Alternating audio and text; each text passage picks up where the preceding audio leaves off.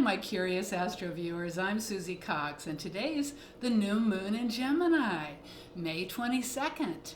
I'm a Gemini, so this is quite an exciting time for me. The new moon happens once a month. The sun just went into Gemini, the moon just went into Gemini, so we have a new moon. And the late, great Noel Till gave me a nickname of the cheerleader of the universe. I guess my Gemini showed it a lot. So here's a cheerleader. So new moon is the time to be a cheerleader. And what do you want to set? What are your intentions? And it's a new moon is a perfect time to set intentions. Are you excited about some new intentions? We've all been in quarantine for a while and we're kind of being free now, right? Little by little. So that's exciting. So here's a new moon in Gemini as a cheerleader of the universe. So now what is Gemini about? Gemini is high ideas, a lot of ideas, a lot of thinking. It was like, oh, that's a great idea, let's do that. Geminis love to learn. A lot of people have been taking classes and been learning during our time that we've had to stay inside, our quarantine. And so our minds, I'm hoping, have been expanded quite a lot. Yeah, so Gemini loves to learn. So I've named Gemini the student teacher. You want to learn something, you want to share it with other people. So now, speaking of sharing it with other people, I want to make sure that everybody's watched my other videos, Planet Sign Houses, because it's going to help you understand real astrology. So let's take a look at the chart of the new moon. Okay, got the chart up here I'm looking at. Yeah. So here we have the new moon in Gemini, and gee, what are we looking at? We're looking at a picture of where the planets are in the sky right now, divided up into 12 equal houses. And what jumps out now? Where does your eye get drawn? Well, gee, down there in the third house, we got a Gemini party, right? Geminis like to party. It's a good one. So we have the sun and the moon and Venus, who's retrograding, and Mercury, and the northern node in Gemini. It's quite an exciting group of planets, actually.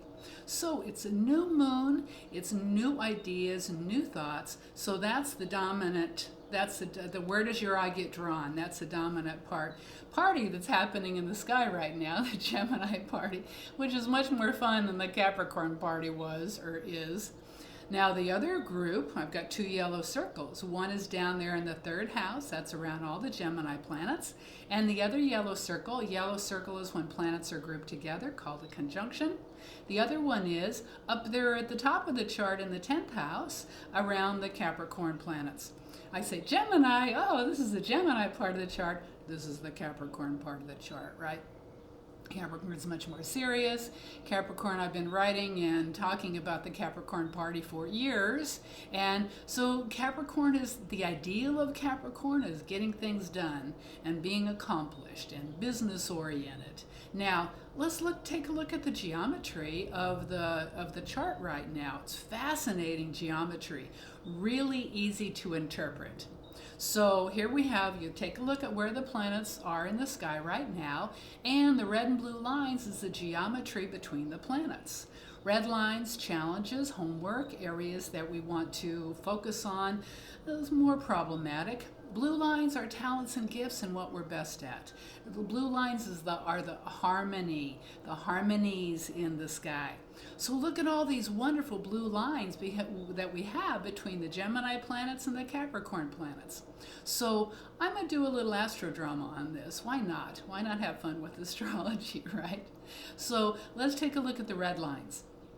The red lines go over to, this is real easy astrology because you've got two red lines, two blue lines, so it's an easy one to interpret. So the red lines go over to the 12th house, to the planet Mars in Pisces and Neptune in Pisces. Well, it's very interesting because Pisces is about healing, but it's also about this virus, right? And Pisces, the challenge part of Pisces is fear. Fear, doubt, insecurities, right? And so the only two red lines going to these planets are going to Mars and Neptune. And it's about concern. I would call it worry and concern. So I'm using this as a feeling of worry and concern. what are we going to do? What's the world going to do? I don't know. Is everything going to be okay? I'm afraid. That's the challenge of what we're facing right now, where a lot of people are going, is it okay to go outside? Is the world safe? Those are the challenges. Versus the blue lines, yes, the world is safe. I know that I can do it, and I'm going to focus on what I want to accomplish. So all the Gemini is, ooh, these are my ideas. The Capricorn is, I'm going to accomplish these. So this is a wonderful time. This next month is a wonderful time to say, what do I want to do? What are my ideas? And how can I get them done? Let's use this Capricorn party in a positive way. And what's the positive part of Capricorn? Accomplishing things.